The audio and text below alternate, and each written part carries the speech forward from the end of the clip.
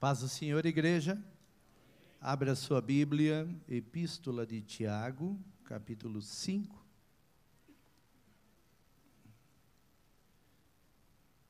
Versículo de número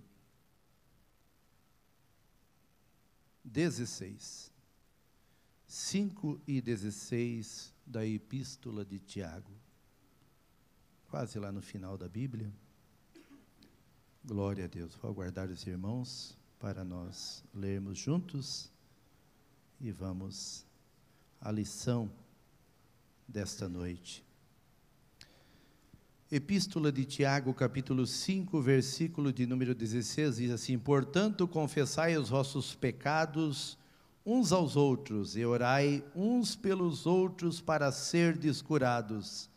A oração de um justo é poderosa e eficaz. Amém? Há uma tradução que diz: pode muito em seus efeitos. Assentado, queridos. Glória a Deus.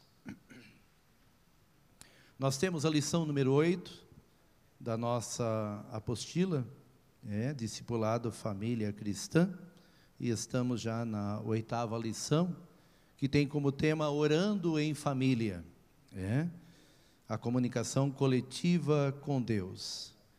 Muito bem, é um assunto importante, e falar sobre oração não é tão difícil, difícil é executá-lo. Os antigos diziam que era mais fácil carregar pedra 8 horas por dia do que orar 1 hora. Isso é coisa séria. E hoje a gente percebe a dificuldade que as pessoas têm de orar. E nós devemos, na verdade, orar. E por que devemos orar, pastor? Porque é um dever nosso. A Bíblia diz que, Lucas 18:1, nós devemos orar, porque oração é um dever. Então, para quem não sabe o que é oração, todo mundo sabe o que é oração, né? Mas é uma prece, é uma súplica que nós elevamos a Deus, o nosso Senhor. É o meio de comunicação que nós temos com Deus. Deus, para falar conosco, tem vários meios de se comunicar com a gente. Nós, para falarmos com Deus, temos um único meio, e este meio se chama oração. Deus, para falar comigo, Ele usa um profeta, Ele usa a palavra dEle, Ele usa elementos variados, para falar com a gente. Agora, a gente, para falar com Deus, o único meio é a oração.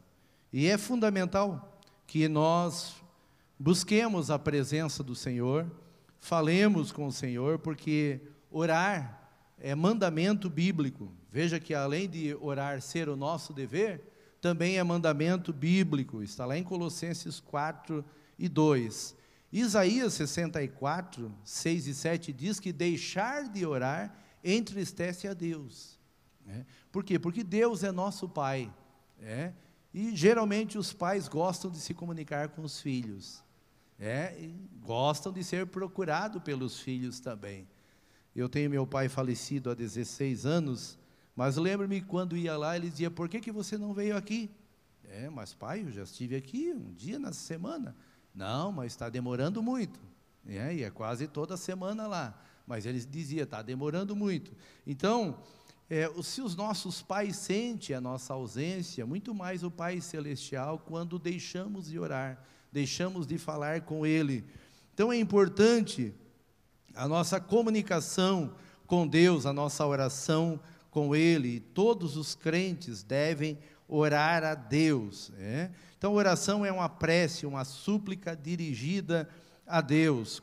Devemos orar sem cessar, porque a Bíblia diz que devemos orar sem cessar. Está lá em Tessalonicenses capítulo 5 e verso 18, se não estou equivocado. Então o crente deve sempre orar e buscar a presença do Senhor.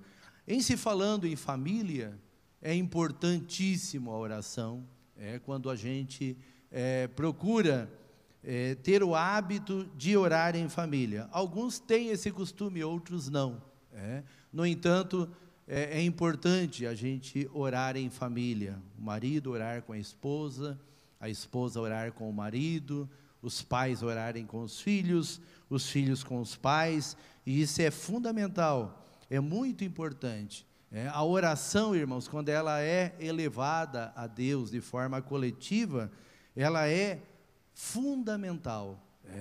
Quando você ora sozinho, você está sozinho, a sós com Deus, mas quando você está junto com mais pessoas, a sua oração é mais forte, porque ali há uma unanimidade na oração, há um só propósito, um só objetivo, e isso é fundamental. Então, devemos orar, devemos pedir a Deus, devemos clamar, e a oração, ela tem elementos. Antes de eu entrar propriamente dentro da apostila e tecer algum comentário da apostila, é importante falar sobre elementos da oração, até porque tem pessoas que dizem: pastor, mas eu não sei orar, e até os próprios discípulos, disseram para Jesus, lá em Lucas, que eles queriam ser ensinados pelo Senhor: Senhor, ensina-nos a orar, e Jesus, ele tinha o costume de orar.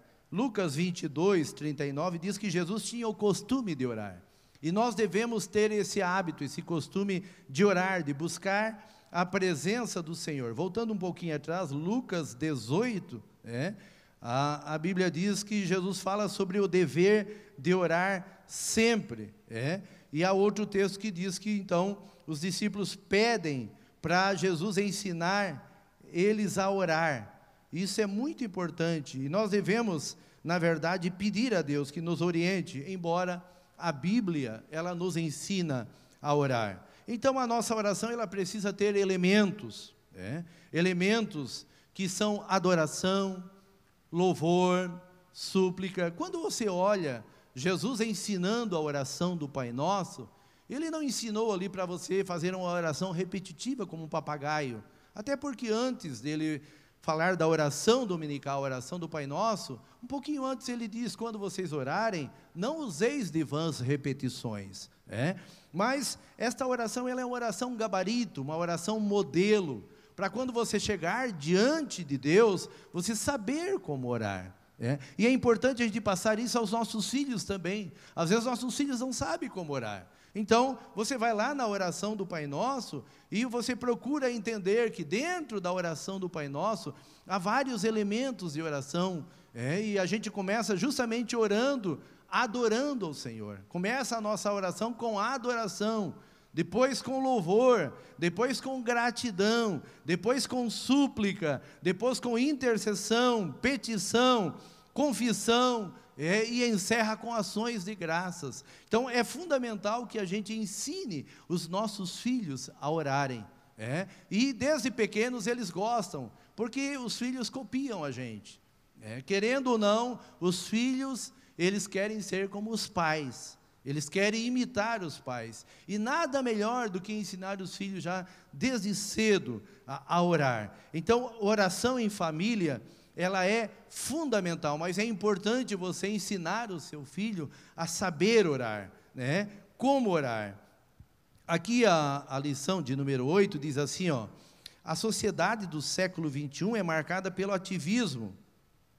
As pessoas estão sempre ocupadas. Não tenho tempo, não tenho tempo, pois estou ocupado, é a frase que se repete. Isso tem levado milhares de cristãos a negligenciarem uma vida de intimidade com Deus. Jesus, porém, exerceu seu ministério terreno com muita oração. Em uma das suas parábolas, ensinou sobre o dever de orar sempre, e contou-lhes também uma parábola sobre o dever de orar sempre e nunca desfalecer. Então, a família que busca a excelência precisa também deste elemento tão importante para a vida espiritual cristã. Irmão, irmã, por mais simples que você seja, você sabe orar, e você deve transmitir isso aos seus filhos. Nós vemos na Bíblia Sagrada um moço chamado Timóteo, que aprendeu com a sua avó, e também com a sua mamãe, a ser um moço de Deus, desde a sua infância. Ele já conhecia as Sagradas Letras, e conhecendo as Sagradas Letras, ele já tinha também intimidade com Deus, por isso que ele se tornou um grande pastor. Seu mentor foi o apóstolo Paulo, e nós vemos que Timóteo foi um grande homem de Deus, um grande pastor na igreja de Éfeso. Enfim, Timóteo foi um grande homem de Deus. Não obstante ter intimidade com Deus, ele tinha os seus problemas, que na verdade muitas vezes deixava ele um pouco fechado, porque ele era tímido, era um menino doente, enfim, tinha vários problemas, mas Deus tinha um chamado na vida daquele moço, e aquela vocação, aquele dom foi despertado em Timóteo. E por quê? Pela oração da mamãe e da vovó. Certamente o pai não era crente, mas a mamãe e a vovó eram, e oraram por aquele filho e neto, e aquele filho foi um grande homem na mão do Senhor. Aleluia. Irmão, irmã, quer que o seu filho seja um grande homem na mão de Deus? Apresenta ele já na oração. É fundamental que o cristão mostre para os seus filhos a importância de orar. Nós devemos orar. A Bíblia diz em Mateus 6,33, buscai primeiro o reino de Deus e a sua justiça, e as demais coisas vos serão acrescentadas. Quando a gente ora junto com os filhos, a gente prioriza o reino de Deus, as coisas de Deus. Não obstante, você quer e deseja para o seu filho as coisas seculares. Você deseja que o seu filho se forme, você deseja que o seu filho tenha um bom emprego, você deseja que o seu filho seja algo na vida. É importante, indispensável, bom, mas acima de tudo, que ele seja um cidadão dos céus aqui na terra. Isto represente o reino de Deus aqui na terra. Aleluia! Isso é fundamental, irmãos, porque os filhos são bênçãos de Deus. Salmo 127,3 diz que eles são herança do Senhor. O pastor Fanini, ele diz no seu livro, que os filhos são para nós como anjos de Deus. E quando Deus criou o casamento, Deus tinha pelo menos 3 propósitos no casamento. Que a família glorificasse o nome do Senhor primeiro. Gênesis 1:26, façamos o homem conforme a nossa imagem e a nossa semelhança. Como é que eu carrego a imagem e a semelhança de Deus? Em família. Quando eu vivo uma vida ajustada, quando eu, marido, minha esposa, meus filhos, através de seus atos e sua conduta, glorificam o nome do Senhor. E aí o mundo vê e diz assim, mas meu Deus, o meu filho é péssimo, meu filho é mal educado, e que filho bom é esse? Que menino de Deus é esse? O que é isso? Como é que ele aprendeu a ser assim? O lar cristão, uma base, os pais deram uma base para aquele filho, para aquela filha, e eles agora refletem a imagem e a semelhança de Deus. Por isso que quando Deus criou o casamento, Ele tinha como propósito isso, que a família glorificasse o nome do Senhor. E quando eu glorifico o nome do Senhor, eu estou trazendo a imagem e a semelhança de Deus à terra. Eu reflito a imagem e a semelhança dEle. O nome de Deus é glorificado. E pais dizem assim, eu queria que o meu filho fosse como o seu filho. Eu queria que a minha filha fosse como a sua filha. Qual é a diferença? É que Jesus está no seu lar. É que eu e você temos Deus na vida. Oh, glória a Deus! E então nós passamos para os nossos filhos, nós oramos por eles, nós abençoamos eles. Aleluia!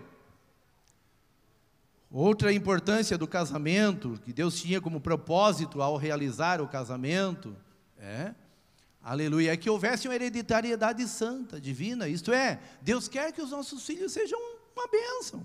Ele diz, crescer e multiplicar e enche a terra. Um enche com 1, outro enche com 2, outro com 4, Eu tenho 4, eu até brinco, eu já multipliquei, porque eu tenho filhas gêmeas, então eu tinha um casal de filhos, e aí depois na terceira gravidez da esposa, veio gêmeas, e eu disse, então já cumpri a palavra, já multipliquei, Glória a Deus.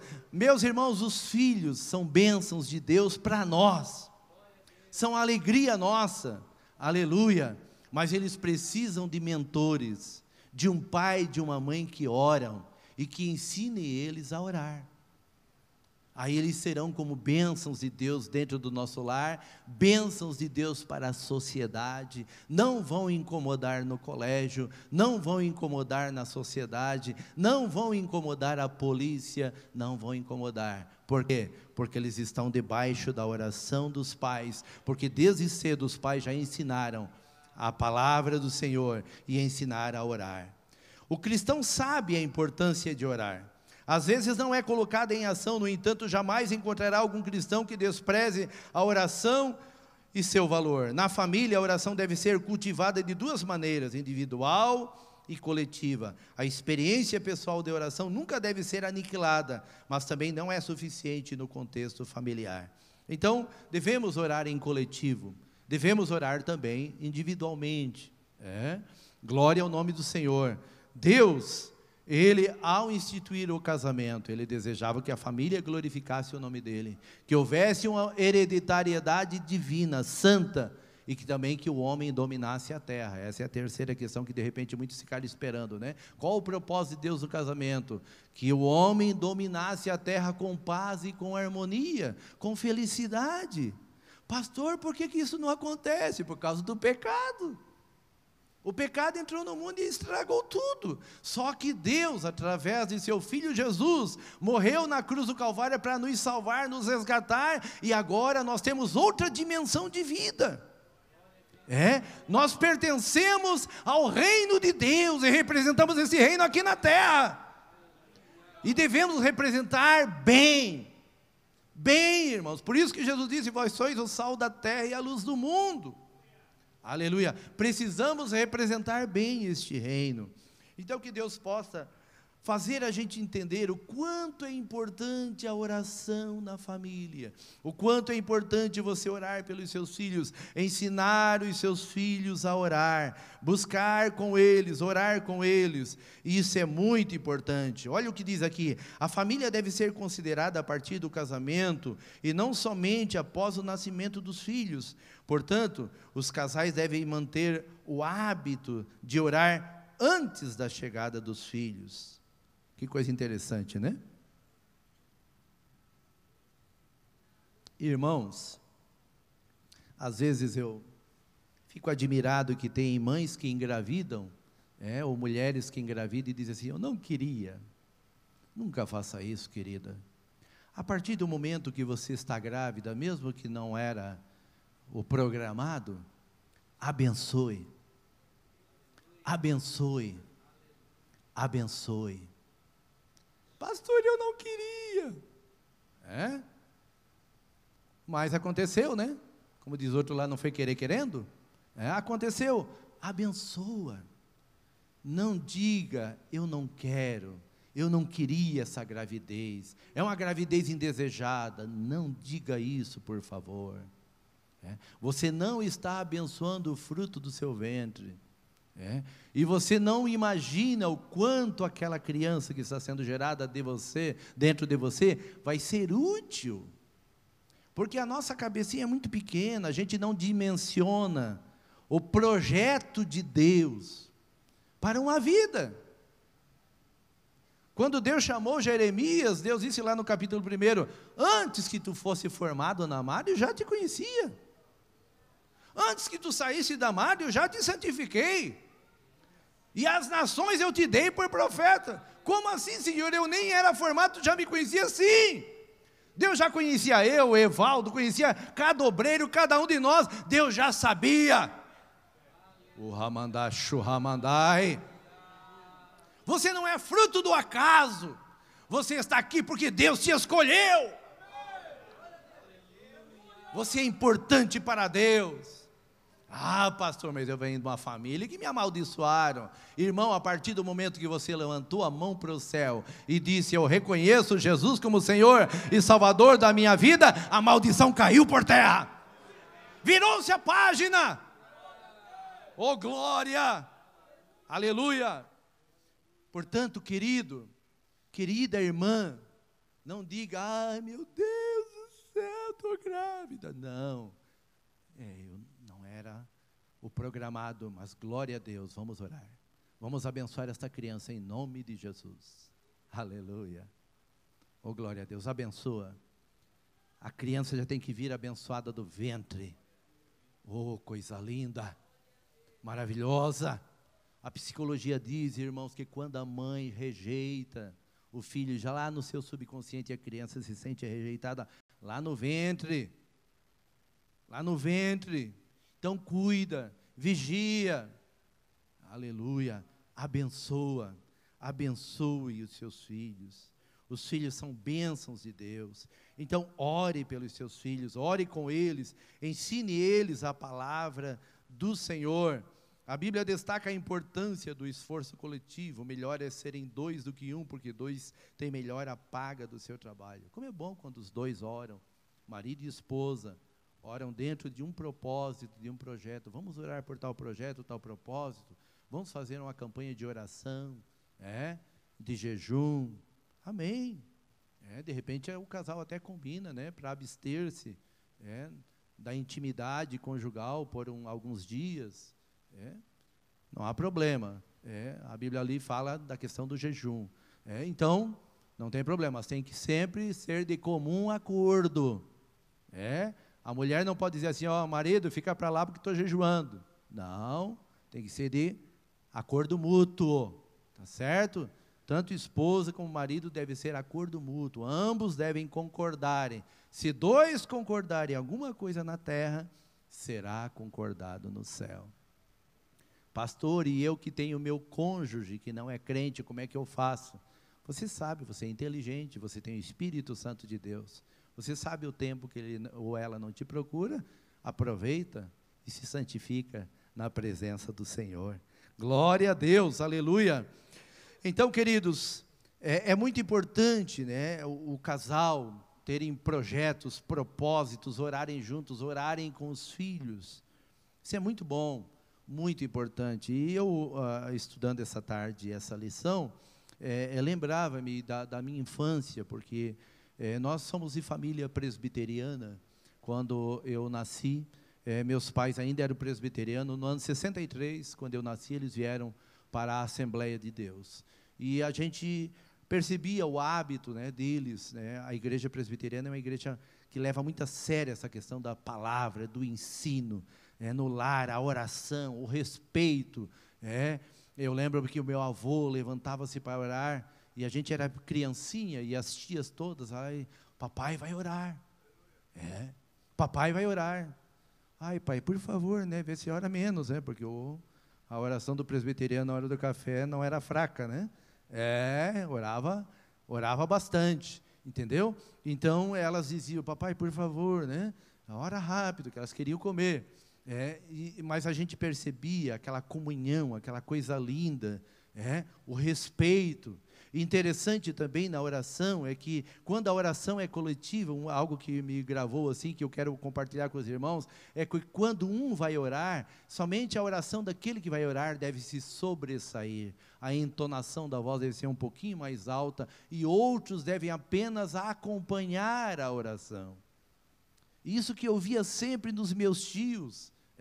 E eles, quem vai orar? Fulano de tal vai orar, então ora. E ele começava a orar, eles, sim, meu Deus, amém, meu Pai, glória a Deus, amém, sim, Senhor, é verdade, Jesus.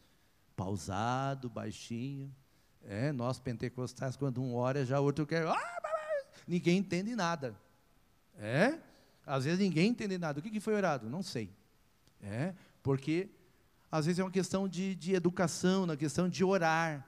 E é muito importante que a gente saiba orar. Deixe alguém da família, o pai ou a mãe, destacar-se na oração. Minha esposa, você vai orar agora. Ela ora, meus filhos, vamos acompanhar a oração do papai, da mamãe.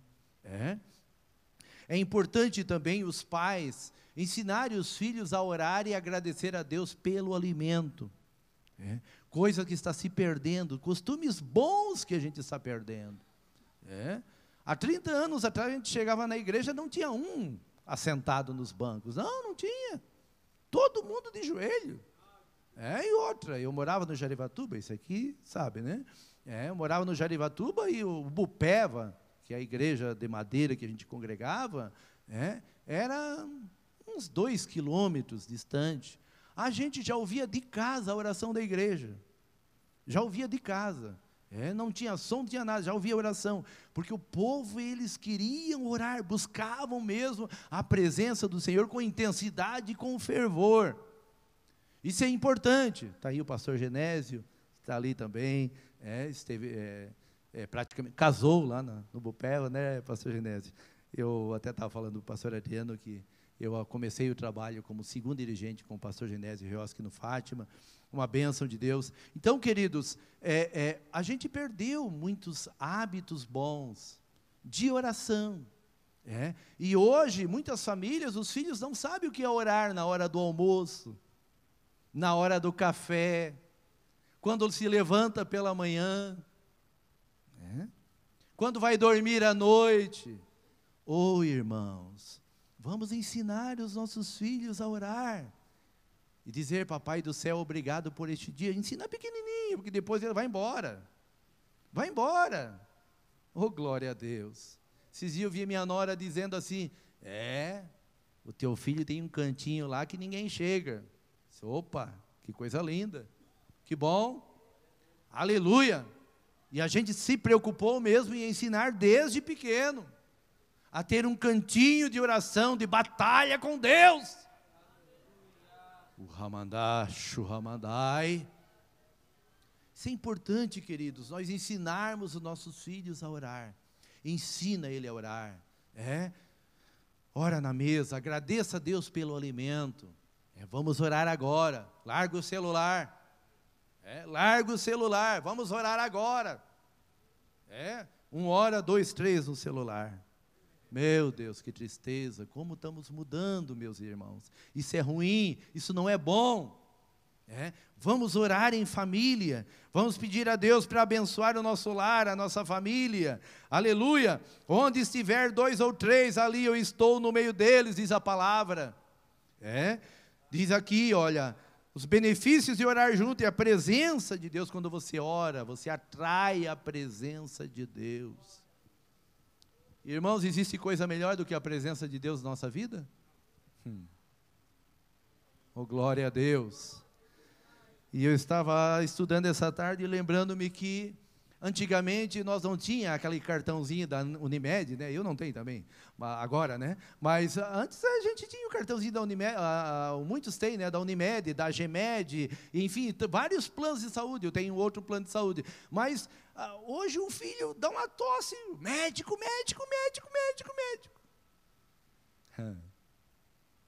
Antes não. Sabe o que acontecia? Pai, que é, meu filho? Vem orar por mim que eu estou doente. A referência era o pai ou a mãe. Vem orar por mim porque eu estou doente. Lá ia o pai orar. Botava a mão: eu te repreendo, enfermidade, em nome de Jesus, sai. E os filhos eram curados. Uma madrugada nós morávamos no Morro do Boa Vista, na rua Aparecida ali. Na época era a Rua da Antena, da Santa, melhor dizendo. Aquela rua dos conventos, a gente morou 2 anos ali. E o meu pai recebeu o batismo do Espírito Santo de madrugada. Sabe por quê? De madrugada a minha irmã, a mais velha, a Márcia, estava com uma febre muito alta e chamou ele foi orar. Jesus curou a minha irmã e batizou ele no Espírito Santo. Glória! Aleluia! Isso quase não se vê mais. Os pais parece que têm medo de orar pelos filhos. Perderam tanto a graça que, não, meu filho, pega a cartilha, vamos lá para a Unimed, vamos correr já. Não, irmão, antes de correr para o médico, não é proibido, não. Mas antes de correr para o médico, corra para o médico dos médicos. Coloca o teu filho na presença do Senhor, repreenda a enfermidade em nome de Jesus. Para que o teu filho diga: o meu pai, a minha mãe é um homem, uma mulher de Deus. Glória a Deus. Eu escrevi tanto, não cheguei nem na metade, mas a hora está mandando parar. Queridos, aleluia, que possamos buscar a presença de Deus, que possamos orar com os nossos filhos, que possamos ensinar a palavra de Deus para eles, que possamos buscar a presença do Senhor, que possamos abençoar os nossos filhos. Os filhos vão iniciar o ano letivo no colégio, chama eles, irmãos. Façam oração, peça para que Deus guarde eles no colégio, que hoje está perigoso mandar até os filhos para o colégio. De vez em quando tem um doido aí fazendo bobagem. Então, ore ao Senhor. Guarda o meu filho, Senhor, ele te pertence, ele é teu, mas guarda ele no colégio, Senhor. Guarda do homem maligno. Oh, glória! Aleluia! E como diz o Salmo 141, suba a minha oração como incenso perante a tua face.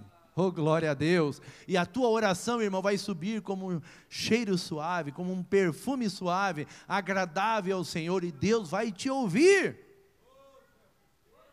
Eu não vou dizer o bairro por uma questão de ética, mas eu dirigi uma igreja aqui em Joinville, que disseram assim, tu vais colocar os teus filhos no Carandiru?